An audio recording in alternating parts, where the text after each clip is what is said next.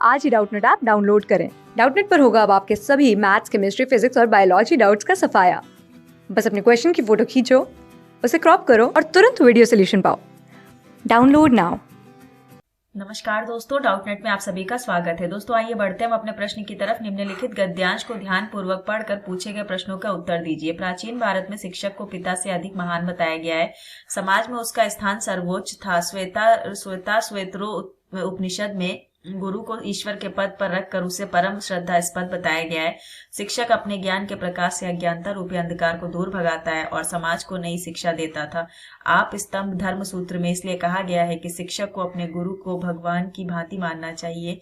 गुरु के प्रति श्रद्धा की भावना का प्रमाण एकलव्य की शिक्षा कथा से मिलता है। गुरु की सेवा से शिष्य को ब्रह्मलोक की प्राप्ति होती है। मत्स्य पुराण में भी उल्लेख मिलता है कि मनुष्य तपस्या, ब्रह्मचर्य, अग्नि और गुरु की शुश्रूषा से स्वर्ग को प्राप्त करता है। अतः आचार्य एवं माता पिता आदि का अपमान नहीं करना चाहिए, क्योंकि आचार्य ब्रह्मा का, पिता प्रजापति का और माता पृथ्वी का स्वरूप होती है। एक अन्य स्थान पर यह भी कहा गया है कि आचार्य की यत्र पूर्वक पूजा करनी चाहिए, क्योंकि जहाँ आचार्य की पूजा नहीं होती वहीं सारी क्रियाएं निष्फल हो जाती हैं।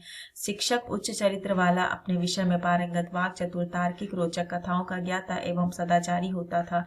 महाभारत में उल्लेख मिलता है कि शिक्षक को विनयी, विनम्र, निष्पक्ष, नैष्ठिक, ब्रह्मचारी, शांत चित्त, प्रखर बुद्धि वाला तथा व्याख्या में कुशल होना चाहिए। शिक्षक के लिए आचार्य, उपाध्याय, गुरु, अध्यापक आदि शब्द प्रयुक्त हुए हैं। वैसे तो यह समानार्थक प्रतीत होते हैं, परंतु उनमें भिन्नताएं हैं। आचार्य उपनयन के पश्चात अपने शिष्य को आचार की भी शिक्षा देता था। याज्ञवल्क्य उपनयन के पश्चात वेद पढ़ाने वाले को आचार्य मानते हैं।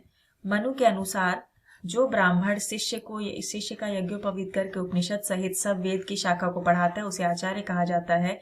अपने शिष्यों से जो धन आदि लेकर परिवार का पालन पोषण करता था उसे उपाध्याय की संज्ञा से संबोधित किया गया। मनु ने उपाध्याय की परिभाषा बताते हुए कहा कि जो वेद के एक देश अर्थात मंत्र एवं ब्राह्मण भाग को तथा वेद के अंग, व्याकरण आदि जीविका के लिए पढ़ाता है वह उपाध्याय कहा जाता है। जो गर्भाधान आदि संस्कारों को विधि पूर्वक करता है और अन्नादि के द्वारा अपने परिवार को बढ़ाता है अर्थात पालन करता है, वह ब्राह्मण गुरु कहा जाता है। वर्ण किया हुआ जो ब्राह्मण अग्नाध्यय, पाक यज्ञ, अग्निष्टोम आदि यज्ञों को जिसकी ओर से करता था वह उसका ऋत्विक कहलाता था। अब दोस्तों यहाँ से आपको प्रश्न पूछा जा रहा है, प्रस्तुत गद्यांश में निम्नलिखित में किस ग्रंथ का उल्लेख नहीं है।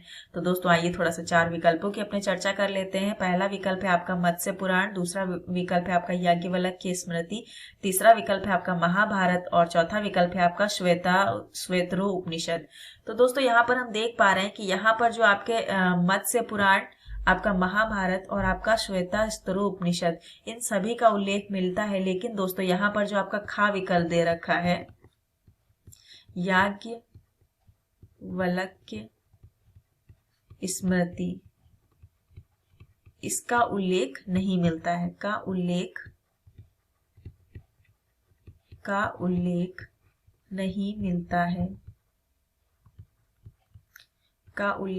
नहीं मिलता है। तो दोस्तों यहाँ पर आपका जो सही विकल्प हो जाएगा वह कौन सा हो जाएगा दोस्तों? वह जो हमारा खा विकल्प दे रखा है वह कैसा हो जाएगा? बिल्कुल सही हो जाएगा। धन्यवाद दोस्तों। क्लास 6 से 12 से लेके नीट, IIT, JEE मेंस और एडवांस के लेवल तक 10 मिलियन से ज्यादा स्टूडेंट्स का भरोसा। आज ही डाउनलोड करें डाउटनेट ऐप या व्हाट्सएप कीजिए अपने डाउट्स 8400 400 400 पर।